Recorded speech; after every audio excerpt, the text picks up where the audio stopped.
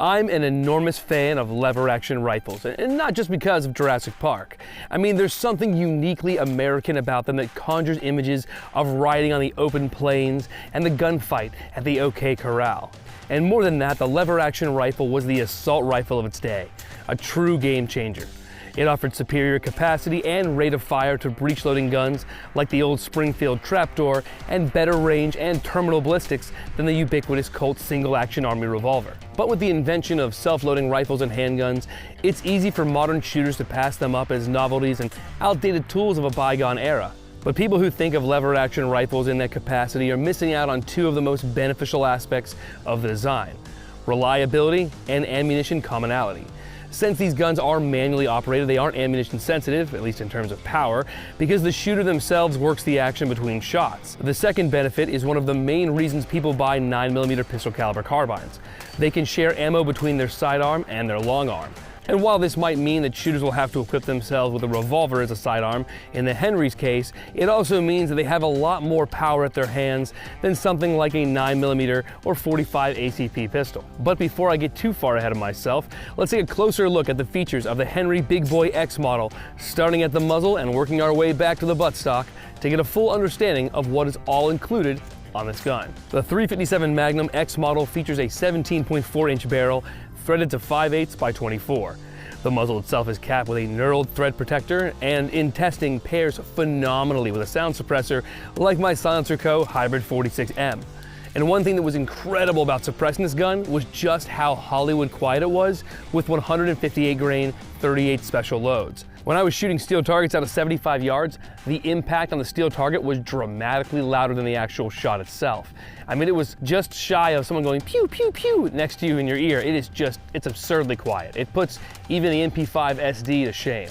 Now, the only downsides of running a 38 through the gun is that, well, I mean, your point of impact is going to be substantially lower at long range, and you're not going to really have the ability to carry the terminal ballistics of the round past anything too far beyond what is considered handgun range.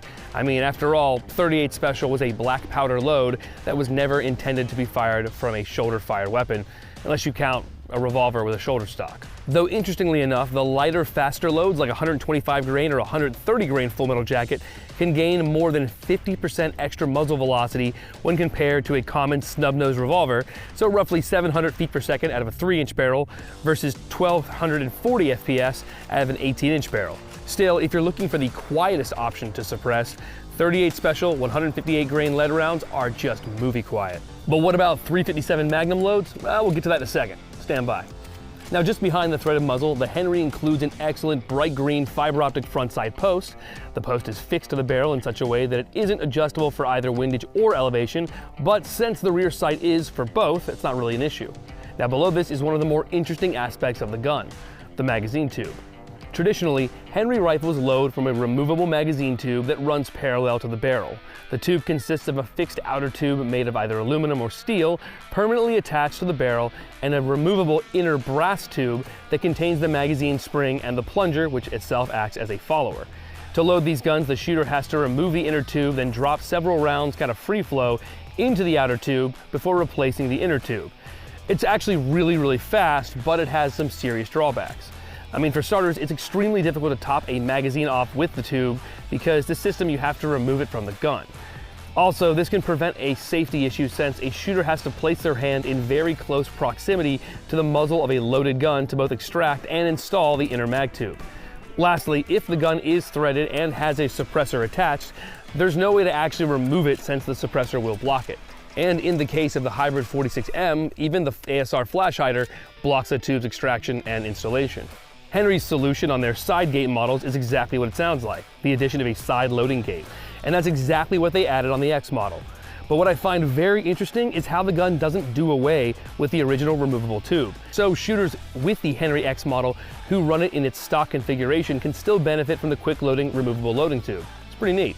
And speaking of which, just below this tube, the Henry includes a polymer forearm with a Picatinny rail on the bottom and a pair of M-LOK slots on the left and right side towards the end cap, or technically just beyond where the end cap normally is. Further back, the Henry X model features a bright orange fiber optic rear sight notch dovetailed into the barrel, which is adjustable for windage and elevation, as I said earlier. Now further back, the receiver is smooth but includes 3 threaded holes on top for installing either a Picatinny rail or scope rings. And I think actually even a Weaver rail if you really want it for some reason. And in testing, these mounting points held up great with the addition of a little non-permanent Loctite/thread locker, even across several hundred rounds of ammo fired. And just below this mounting point, the receiver features that loading gate we just mentioned, which is nicely beveled to ease reloading. Though I will tell you that in testing, do not wear gloves. If you're wearing gloves made of anything other than like extremely thick leather, they will catch every single time you load around in there. Unless you either have, I don't know, like 6-inch diameter fingers or maybe like super tiny ones. In either case, it's for the majority of shooters, you're gonna catch your glove on that loading gate, which not a big deal at the range, but as a dangerous game rifle, probably not the call. Now just below that loading gate, the Henry uses a slightly oversized lever to make charging the gun easier if you do wear gloves, but I will recommend leather wrapping that loop if you intend to run the gun hard or extremely fast, because after a few dozen repetitions, the steel starts to feel pretty painful on the tops of your fingers and your knuckles, because you will hit it very hard, and that sudden stop when you hit the fully forward position on the lever is gonna wear you out pretty quick. Finally, at the rear, the Henry Big Boy X model includes a nice black synthetic stock topped with a very soft recoil pad that in testing was completely unnecessary, because whether you're running full power 357 Magnum loads or light kicking 38s, the gun does a remarkable job of taming all of that felt recoil. And now that we have a pretty encompassing idea of what the gun includes, how did it run? Well, for the review, I fired around 500 rounds of ammo through the Model X, the vast majority of which was MagTech 158 grain 357 Magnum rounds. And in all this time, I only had a few malfunctions, and all of them, except for one, were with 38 special rounds and only on the last round in the magazine tube. Because for some reason, the last round would occasionally feed at the wrong angle and jam itself just below the feed ramp.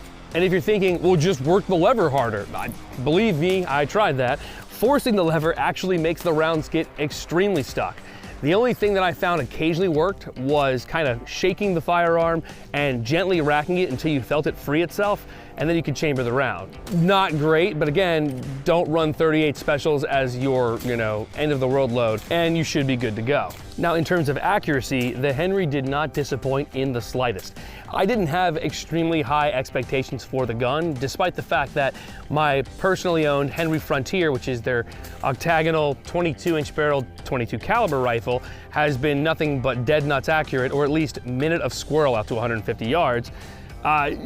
You don't really hear of a lot of sniper grade or match grade lever guns. Despite this, fired from a bench using a Lehman bag jack rest, the Henry shot between 2.4 and 2.6 MOA with 158 grain 357 Magnum loads from MagTech, Winchester, and Black Hills.